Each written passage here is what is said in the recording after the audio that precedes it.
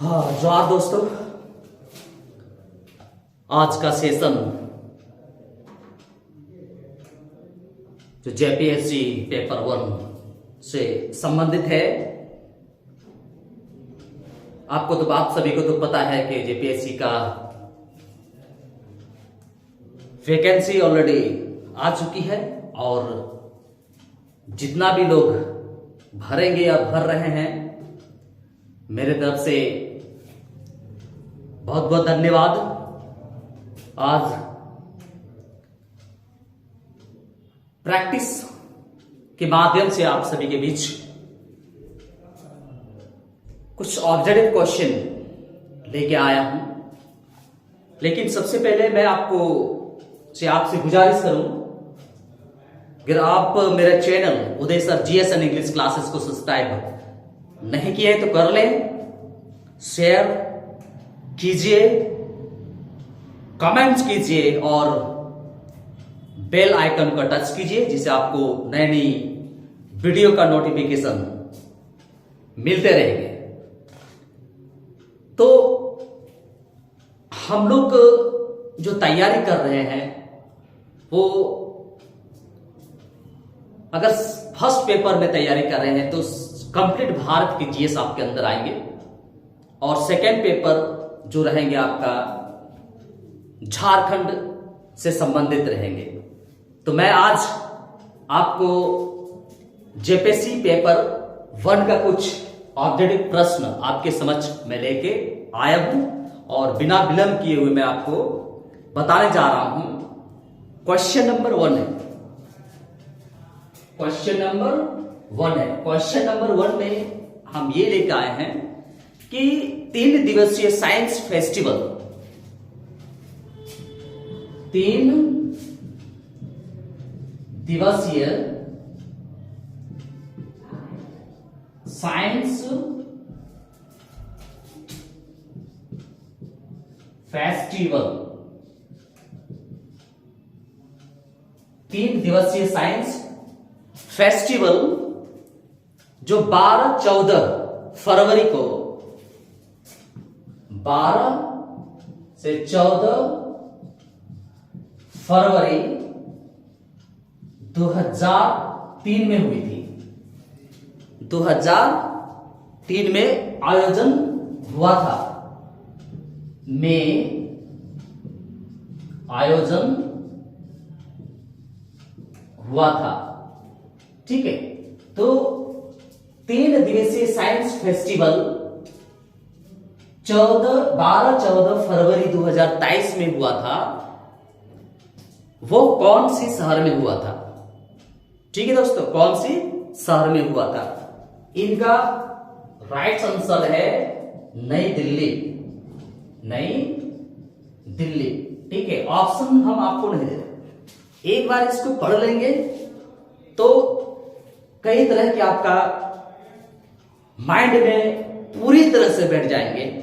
इसके बाद जो ऑप्शनल आपको मिलेगा, आपके माइंड ऑप्शन में नहीं बल्कि राइट आंसर में चले जाएंगे, राइट आंसर में चले जाएंगे। इसलिए मैं आपको कटली ऑप्शन नहीं दे रहा हूं कि 3 दिवसीय साइंस फेस्टिवल 2003 में हुई थी फरवरी मंथ में, और 12 से 14 फरवरी को, तो वो कौन से शहर में आयोजित की गई थी?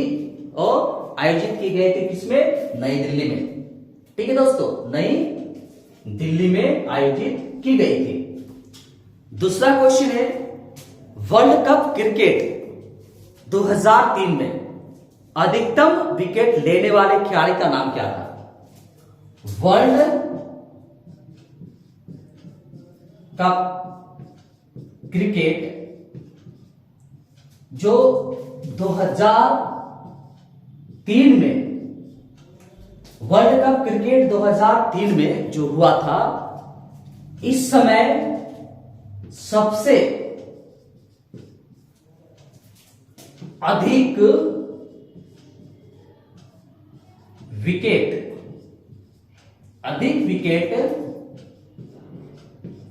लेने वाले खिलाड़ी या बॉलर कौन था? कौन था? ठीक है दोस्तों, तो कहते हैं कि 2003 में जो world cup, cricket world cup हुई थी, उस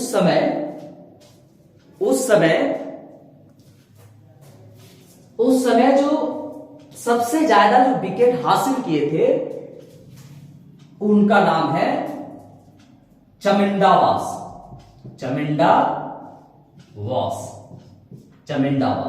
उसने उस समय टोटल 23 विकेट लिए थे। ठीक है दोस्तों, उसने उस समय टोटल 23 विकेट लिए थे। और ब्रेटली दूसरा नंबर पे आए थे। ब्रेटली का विकेट था 20 विकेट। ब्रेटली का विकेट कितना था? 20 विकेट। और श्रीलंका के चमंडेवास वो कितना लिया था? 23 विकेट लिया था। ठीक है दोस्तों, इसको आप गौर से पढ़िएगा। और जब आप पढ़ रहे होते हैं उस समय ये चीज कभी नहीं भूलिएगा, कलम और कॉपी को साथ में रखिए। जहां आपको लगता है कि नोट करनी है उसको नोट कीजिए, जहां आपको लगता है ये मेरे से हो जाएगा उसको नोट नहीं भी करेंगे तो चलेगा। ठीक है, तो दूसरा क्वेश्चन था, तीसरा क्वेश्चन मैं आपको लेके जा रहा हूं। लासेर का पूर्ण प्रारूप क्या है? एक क्वेश्चन है, 3 क्वेश्चन। लासेर का पूर्ण प्रारूप क्या है? प्रारूप है या क्या है? ठीक है, तो लासेर का पूर्ण प्रारूप क्या है? ठीक है, तो इसका आंसर होगा एल से अलग है, ए से अलग है, एस से अलग है, ई से अलग है और आर से अलग है। ठीक है, इससे क्या होगा आप अच्छी तरह कर सकते हैं। ठीक है, तो एल से हो गया लाइट, ए से हो गया एम्प्लीफिकेशन,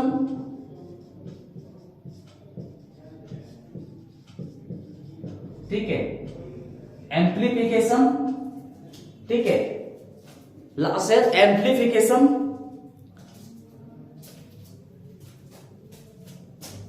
एस से हो गया बाय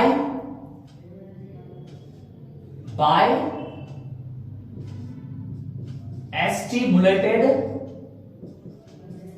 ठीक है, या एस्टिमुलेटेड,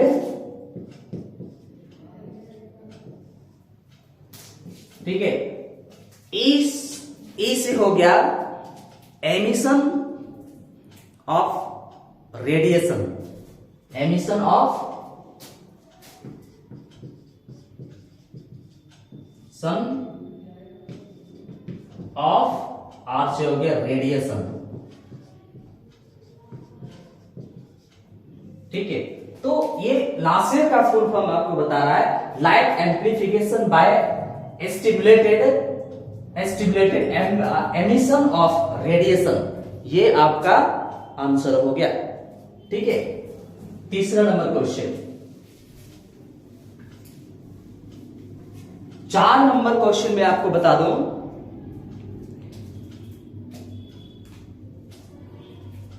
निम्नलिखित में से कौन सा समान ताप पर ठोस अवस्था में रहता है? निम्न में से कौन सा, निम्नलिखित में से या निम्न में से कौन सा समान ताप पर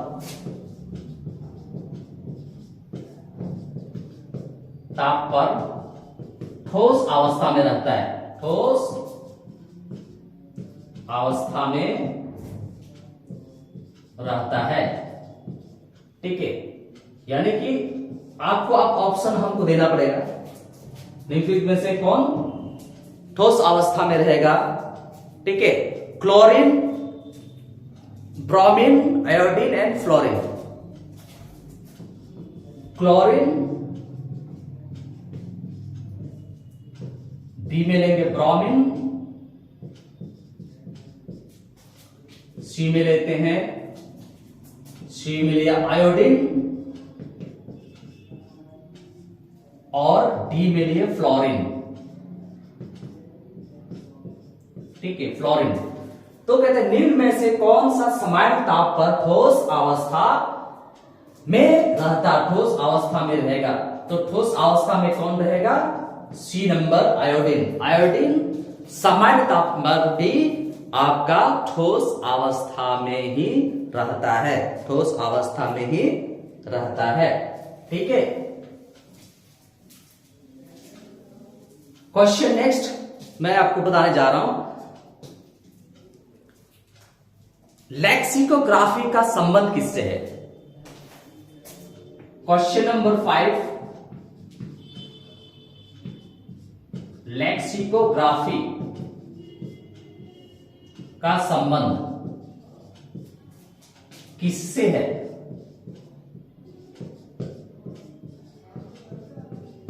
ठीक है, लेक्सिकोग्राफी का संबंध किससे, वर्ड में नहीं जाना है, कई मिसप्रिंट हो सकता है। लेक्सिकोग्राफी का संबंध किससे है, तो इसका जो आंसर होगा ये होगा शब्द कोश के संयोजन से, संयोजन से।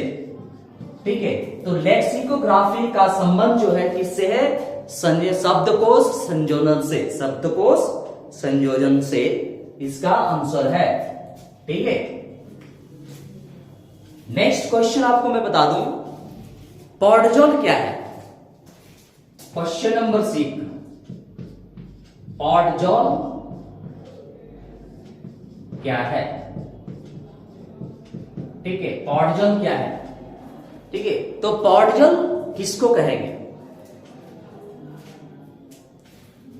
तो पॉडजोल जो है वो कौनधारी प्रदेश में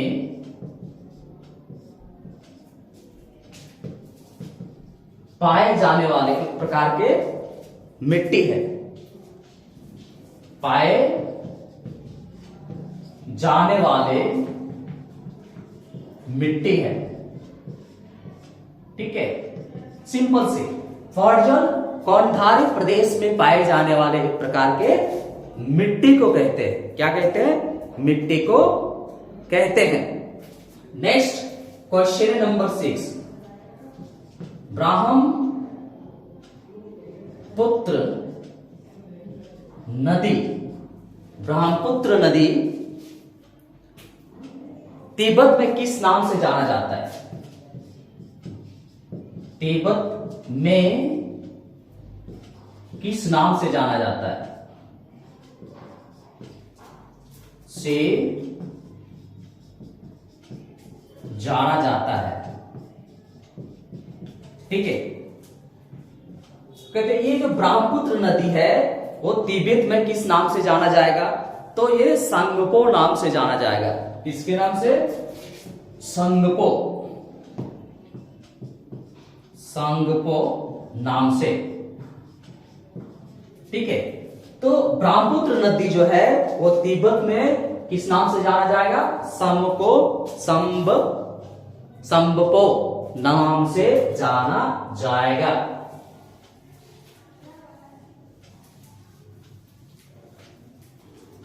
नेक्स्ट क्वेश्चन है,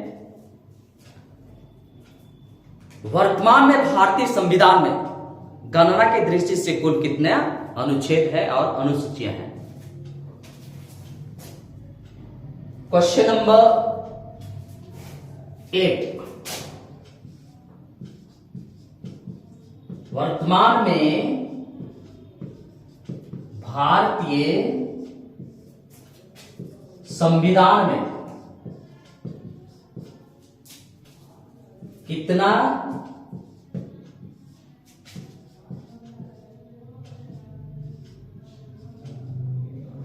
अनुच्छेद और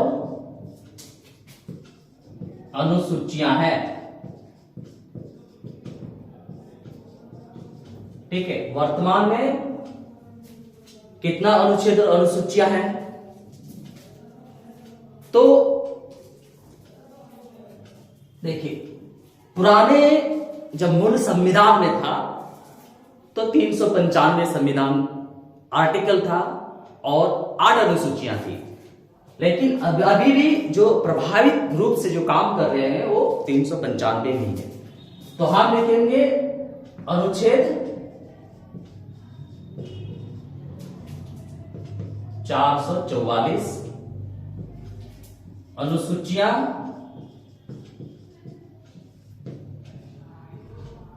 12, अनुसूचियां कितना हो जाएंगे? 12 हो जाएंगे। ठीक है दोस्तों, नेक्स्ट क्वेश्चन को मैं बता रहा हूं कि सरकारिया आयोग संबंधित है। क्वेश्चन नंबर 9, सरकारिया आयोग संबंधित है।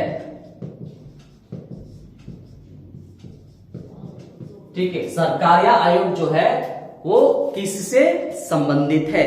ये केंद्र और राज्य के संबंध में दिया गया है। ठीक है, किसके लिए हो गया? ये जो संबंधित है केंद्र और राज्य के संबंध से या संबंधों से। तो सरकारिया आयोग संबंधित है कि केंद्र और राज्यों के बीच जो संबंध होता है, राज्यों के बीच जो संबंध होता है उससे संबंधित है। ठीक है दोस्तों, नेक्स्ट आपको बता दूं कि भारत के योजना आयोग के संबंध में निम्नलिखित में से कौन सा कथन सही है? क्वेश्चन नंबर 10 है, भारत के योजना आयोग के संबंध में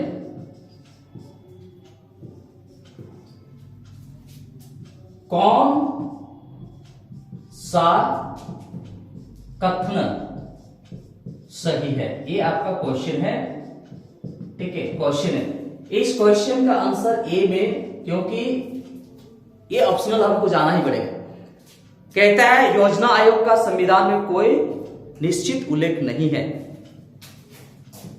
योजना आयोग का संविधान में उल्लेख नहीं है, उल्लेख नहीं है, पहला।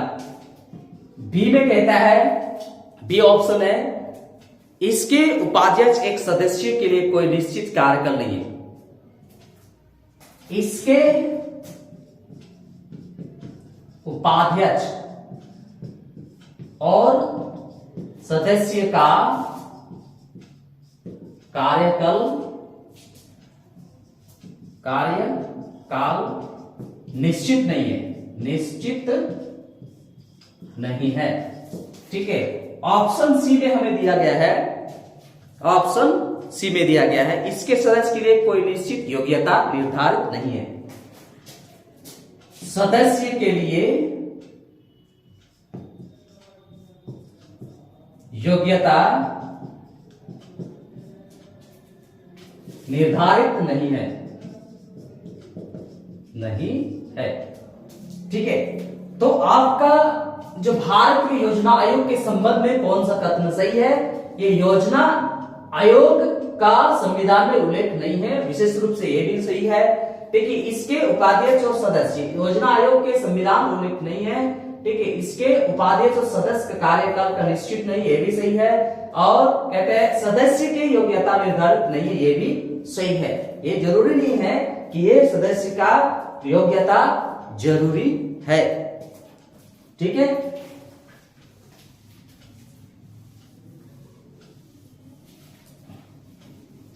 नेक्स्ट क्वेश्चन मैं आपको दूं, महाभारत में झारखंड को किस नाम से जाना जाता है?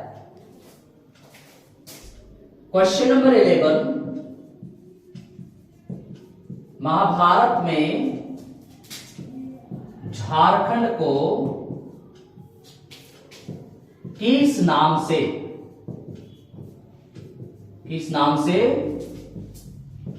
जाना जाता है, जाना जाता है।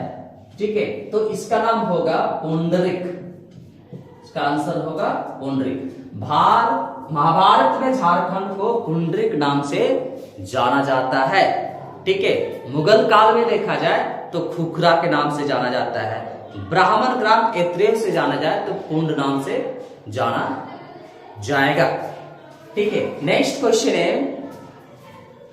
संख्या के दृष्टि से झारखंड की सबसे बड़ी जनजाति कौन है?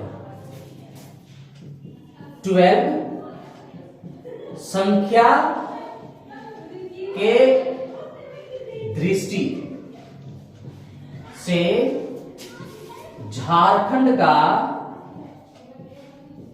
सबसे बड़ा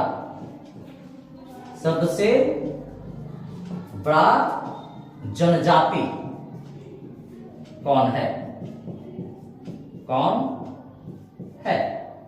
ठीक है, तो संख्या के दृष्टि से जब हम देखें तो सबसे बड़ा जनजाति कौन है? संथाल है। कौन है? संथाल। ठीक है, तो जनसंख्या के दृष्टि से अगर देखा जाए या संख्या के दृष्टि से देखा जाए तो सबसे ज्यादा जो जनसंख्या है वो आपका संथाल का है। किसका है? संथाल का है। नेक्स्ट 12 नंबर क्वेश्चन, झारखंड के लोकसभा का कुल सदस्य संख्या कितना है? मतलब झारखंड में लोकसभा सीट कितना है? 13 नंबर क्वेश्चन, झारखंड में लोकसभा सीट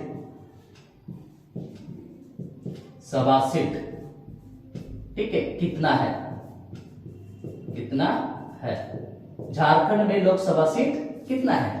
तो झारखंड में लोकसभा सीट कितना है? 14। ठीक है, झारखंड में जो लोकसभा सीट है वो कितना है? 14 है। ठीक है, नेक्स्ट क्वेश्चन है 14 नंबर क्वेश्चन, पैका। पैका क्या है? पैका क्या है? ठीक है, तो पैका क्या है? पैका एक नृत्य है। पैका एक नृत्य है। पैका एक नृत्य है जो धनबाद और बोकारो में प्रचलित है। ये पैका नृत्य क्या है? आपका धनबाद और दूसरा देखे तो बोकारो। धनबाद और बोकारो में प्रचलित है। तो पैका एक नृत्य है, धनबाद और बोकारो में ये प्रचलित है। धनबाद और बोकारो में प्रचलित है। नेक्स्ट क्वेश्चन है, राजा रंजीत सिंह के उत्तराधिकारी थे। क्वेश्चन नंबर 15, राजा रंजीत सिंह का उत्तराधिकारी कौन था? राजा रंजीत सिंह का उत्तराधिकारी कौन था?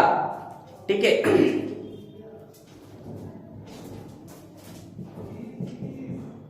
कौन था?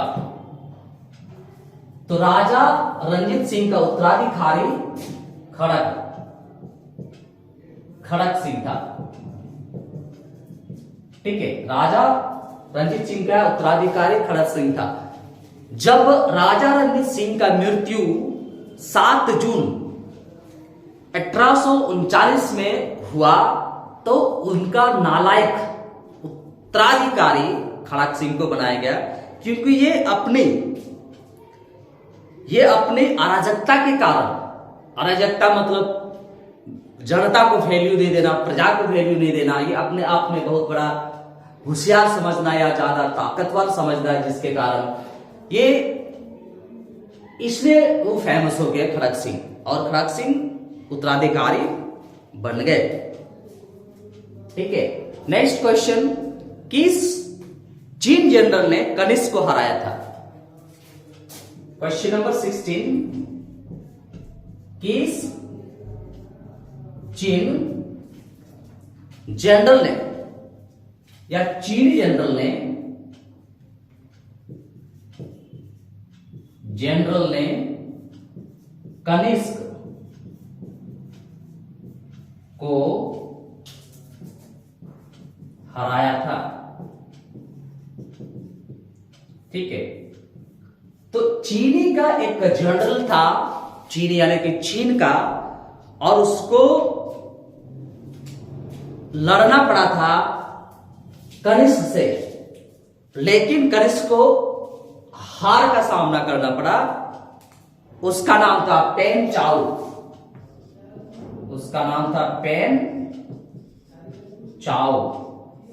तो पेन चाओ चीनी शासक थे, चीनी सम्राट थे, और उनके लड़ाई कनिष्क के साथ हुआ था, लेकिन कनिष्क को हार का सामना करना पड़ा, हार का सामना करना पड़ा। ठीक है दोस्तों, तो इस तरीके से आपको जेपीएससी क्रैक करनी है। आप जितना बढ़िया से स्टडी करेंगे, जितना बढ़िया से देखेंगे, आपका निश्चित तौर पे क्रैक हो जाएगा। नेक्स्ट क्वेश्चन मैं आपको बता दूं, सुलह ए कुल का सिद्धांत प्रतिपादित किया गया किसके द्वारा? क्वेश्चन नंबर नेक्स्ट 17, सुलह ए कुल का सिद्धांत प्रतिपादित किया गया। ठीक है, प्रतिपादित किया गया। तो ये सुलह ए कुल कोई राजा का ही देन है, कोई सम्राट का ही देन है। तो इस सुलह ए कुल का प्रतिपादन जो किया था वो आपका है अकबर। ये अकबर ने किया था। ठीक है, तो सुलह ए कुल का सिद्धांत जो प्रतिपादित किया वो कौन था? अकबर था। कौन था? अकबर था। ठीक है दोस्तों, तो इस तरीके से आप पूरी तरह से जेपीएससी को आप क्रैक करेंगे, और मुझे उम्मीद है कि आप मेरे वीडियो को देखेंगे, देखने के बाद आपको पता चलेगा कि किस तरीके से स्टडी करने से मेरा जेपीएससी क्रैक होंगे। ठीक है, नेक्स्ट क्वेश्चन है,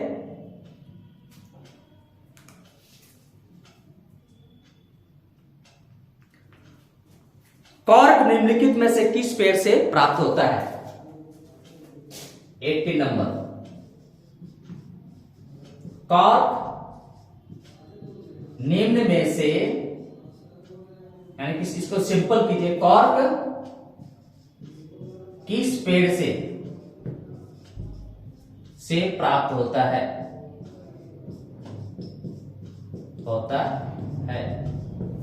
जो कॉर्क जो बनती है, कॉर्क किस पेड़ से हमें प्राप्त होता है? तो कॉर्क जो प्राप्त होती है वो आपका क्वैक्स से है। क्या से? क्वैक्स से। क्वैक्स पेड़ से कॉर्क मुझे या हम लोगों को प्राप्त होती है। तो कॉर्क हमें किससे? क्वैक्स से प्राप्त होगी। सुलह ए कुल का सिद्धांत प्रतिपादन किया गया कौन? अकबर के द्वारा। अकबर के द्वारा। ठीक है, नेक्स्ट, प्रकाश की गति मीटर में बताइए।